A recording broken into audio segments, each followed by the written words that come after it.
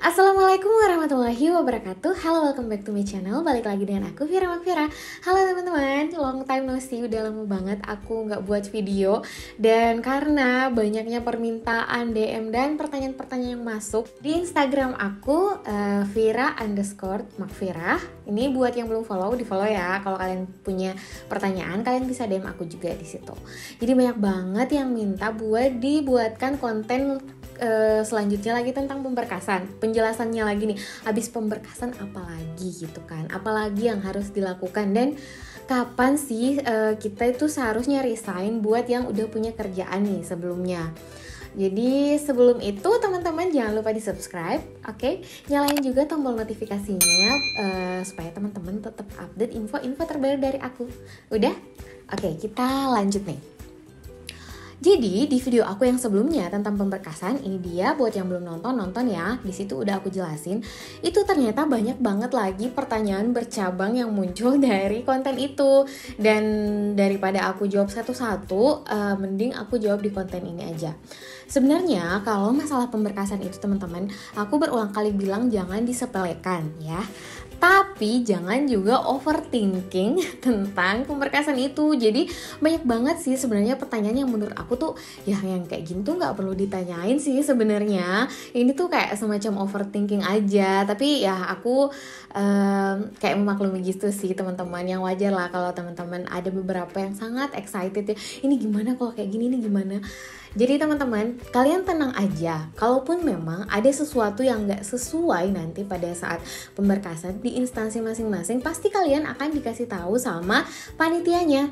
Dan panitianya tuh gak akan sejahat itu ninggalin kalian karena berkas kalian misalkan ada yang gak sesuai, itu akan di apa ya, yang diusahakan sama panitianya gimana caranya tuh semua bisa terkumpul secara kolektif dengan benar gitu. Jadi nggak usah overthinking masalah pemberkasan.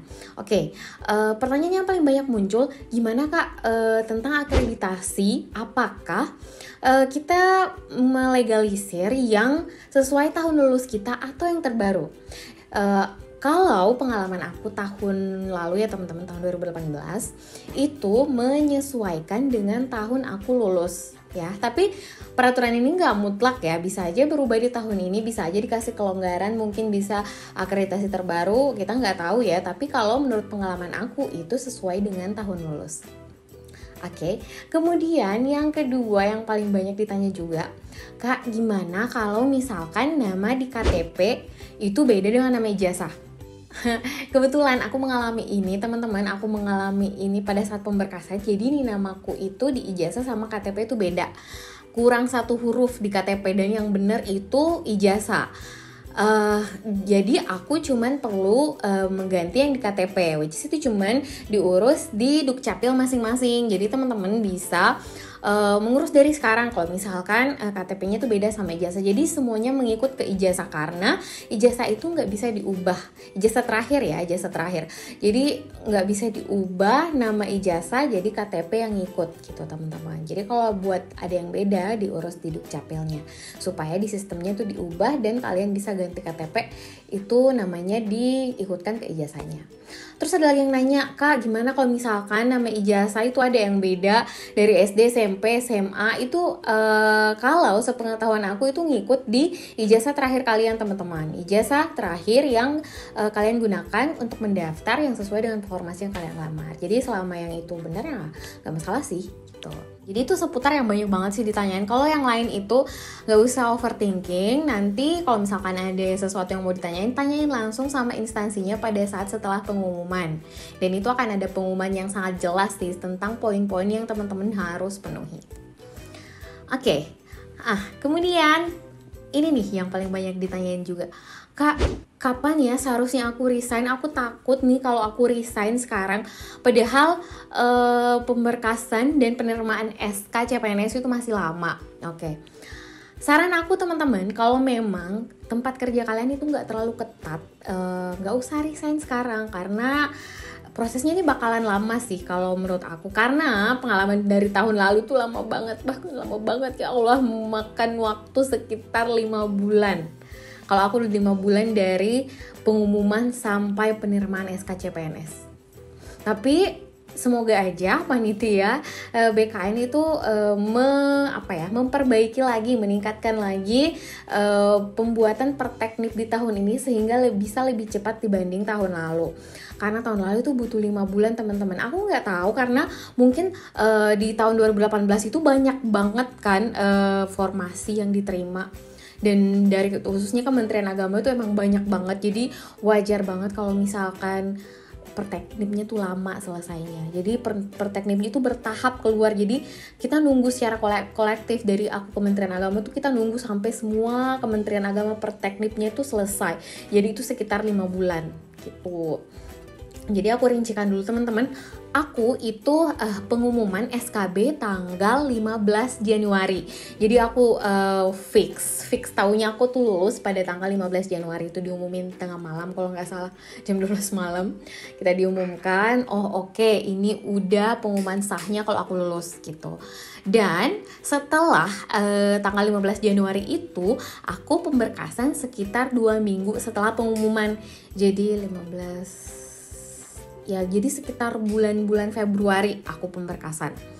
Nah, setelah pemberkasan itu teman-teman, itu tuh yang lama dari pemberkasan sampai menunggu perteknipnya itu keluar. Karena pada saat perteknipnya itu belum keluar, kita belum bisa terima SK CPNS. Which is kalau kita belum terima SK CPNS, kita belum bisa aktif bekerja dan belum bisa menerima gaji gitu ya. Jadi itu tuh aku terima SK-nya dari pemberkasan. Selesai pemberkasan itu aku terima SK-nya itu tanggal 21 Juni. Bayangin lah selama itu teman-teman. Jadi aku masih sempat balik ke Jogja lagi nyelesain tesis aku. Masih sempat liburan juga nih teman-teman, karena pada saat itu aku pikir habis jadi CPNS, kalau udah jadi CPNS itu kita kan udah diikat nih teman-teman sama jadwal kerja yang ketat dan liburannya tuh susah. Jadi aku menyempatkan diri pokoknya selama masih di Jogja itu aku liburan lah kemana-mana, dipuas-puasin kayak gitu. Buat teman-teman yang mau liburan juga sebelum terima SK CPNS, aku sarankan deh liburan dari sekarang, karena nanti kalau udah jadi CPNS tuh susah banget liburnya loh teman-teman. Ada sih cuti tapi ya berapa hari. Oke, balik lagi ke laptop. Jadi aku terima SK itu tanggal 21 Juni, jadi sekitar 5 bulan. Dan setelah terima SK itu kita disuruh melapor ke instansi masing-masing. Dan dari 21 Juni itu aku melapor sekitar seminggu setelah penerimaan SK CPNS. Jadi aku melapor ke instansi, tujuannya itu supaya instansi kita tahu, oh ini loh CPNS yang diterima di instansi ini. Jadi kita datang melapor ke pimpinan dan memperkenalkan diri juga ke rekan-rekan kerja kita nanti di instansi kita yang baru, amin. Itu gunanya. Dan pada saat melapor itu teman-teman, seminggu setelah SK CPNS itu ada beberapa instansi yang memang sudah menyuruh CPNS itu untuk masuk kantor keesokan harinya, termasuk aku kemarin kayak gitu. Jadi pada saat aku melapor, besoknya aku udah disuruh masuk. Jadi teman-teman pada saat melapor, aku sarankan sebelum itu teman-teman kalau misalkan daerahnya jauh, cari kosan sebelum itu, atau persiapkan barang-barangnya dari saat itu. Jadi jangan bawa diri aja gitu, udah bawa barang-barangnya juga. Oke. Kemudian masalah, ini nih yang sensitif, salary atau gajinya. Jadi kapan kita terima gaji? Oke, pada saat kita terima SK CPNS itu seharusnya udah terhitung kita udah bisa menerima gaji di bulan yang baru itu loh teman-teman. Jadi kemarin itu karena penerimaan SK CPNS-nya tanggal 21 Juni, jadi aku terima gajinya di tanggal 1 Juli. Jadi itu gaji pertama masuk di rekening aku nih teman-teman. Ini kan udah kerja duluan kan pokoknya setelah melapor itu langsung kerja. Dan pada tanggal 1 itu gajian untuk aku di Kementerian Agama. Tapi untuk teman-teman aku di Pemkab, kayak misalkan guru SMP, guru SMA, itu kan di bawah SMA di Pemprov ya. Itu kan di bawah Pemkab dan Pemprov. Itu nggak langsung gajian kayak aku teman-teman. Gajinya dirapel selama 3 bulan. Jadi 3 bulan itu teman-teman gak terima gaji dulu. Nanti setelah 3 bulan itu baru dibayarkan gajinya langsung selama 3 bulan itu. Jadi dirapel gitu loh teman-teman. Jadi saran aja buat teman-teman, persiapkan finansial kalian dari sekarang karena itu masih lama teman-teman baru kita terima gaji. Apalagi buat yang di Pemkab sama Pemprov. Kalau di kementerian itu langsung sih, kalau aku langsung kemarin. Dan setelah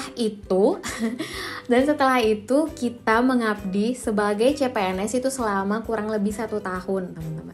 Dan selama 1 tahun itu ya kita menjalankan tugas seperti seharusnya. Jadi kita menjalankan tugas selama setahun mengabdi sebagai CPNS dengan gaji 80%. Jadi gaji kita tuh belum 100%, baru 80%. Buat yang punya anak, suami atau istri yang non PNS itu akan dapat tunjangan tambahan juga. Jadi gajinya yang jomblo sama yang udah nikah tuh beda teman-teman ya, karena ada tunjangan tambahannya lagi. Kemudian setelah 1 tahun itu kita akan mengikuti yang namanya latsar atau pelatihan dasar kayak gitu teman-teman. Kalau zaman dulu namanya prajabatan.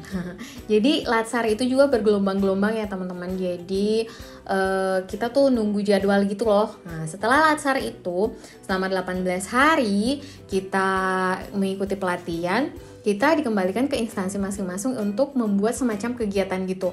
Kegiatan yang bermanfaat untuk instansi kita dan orang-orang di dalamnya kayak gitu. Semacam penelitian sih kalau di skripsi gitu ya. Kita bikin laporannya, jangan salah, bikin laporannya itu tebal banget juga, semacam skripsi juga. Dan kita balik lagi nanti di Balai Diklat buat mempresentasikan kegiatan kita, apa impactnya dan bagaimana kita mengkaitkan dengan nilai-nilai ASN gitu. Itu susah sih teman-teman, itu akan kalian dapatkan juga kok nanti spesifiknya gimana. Dan setelah kita lulus di latsar itu kita akan mendapatkan SK lulus latsar itu. Dan kalau kalian nggak lulus latsar ini, kita nggak bisa mengajukan PNS 100%. Jadi kita kan baru 80% nih ceritanya. Jadi setelah lulus itu kita akan mengajukan untuk SK 100% setelah mendapatkan SK lulus latsar ini. Dan setelah itu tada, udah 100% PNS teman-teman. Jadi itulah tahap-tahap yang kira-kira teman-teman akan lalui sampai menjadi ASN sejati 100%. Oke, semoga konten ini bisa membantu teman-teman semua. Buat yang masih ada pertanyaan ya boleh silahkan di komen di bawah, atau apa aja deh yang mau dibilang, mau mengumumkan kelulusannya, mau menginformasikan lulusnya, silahkan komen di bawah ya. Aku seneng banget loh baca komen-komen kalian. Terima kasih sudah menonton video ini. Thank you for watching. See you on my next video and bye.